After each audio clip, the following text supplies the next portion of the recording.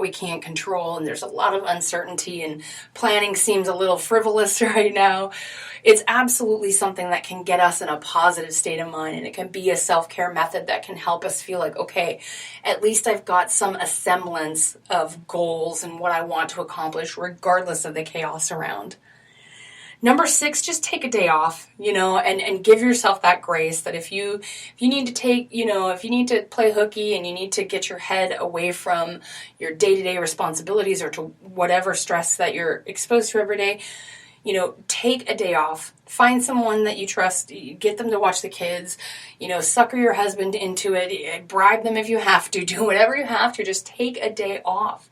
Give yourself that gift. Give yourself that gift of a day away from your responsibilities that you can just unplug, unwind, and tune into yourself and give yourself that self-care.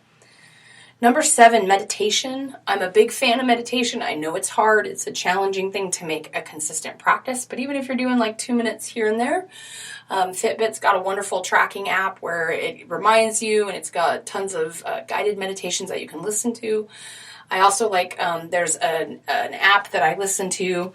It's called Insight Timer. It's just a timer that you set that allows you to, you can chime it in with bells. They also have guided meditations as well. It's really great for meditation. It's a challenging practice, but it is very beneficial, especially with quieting your head. Number 8, use rose quartz or do any kind of crystal healing.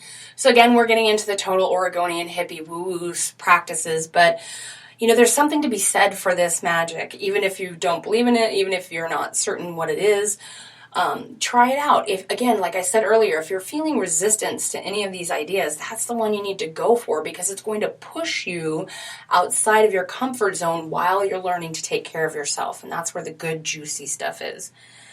Number 9, yard work, which doesn't feel like self-care, right? We always think of chores as something as that's sort of the oppressive, but sometimes things like yard work, things that get your mind focused and narrowed and away from the media and away from the chaos and just have you sort of blocking all that out while you're doing something is a break. That is self-care in and of itself. And if yard work is like, oh, that's the worst thing on the list, I hate it so much, okay, well, pick something else that's sort of mindless and rote that you can do that will just allow you to focus in that same manner. Number 10, I put anything you want, okay? And that is the truth.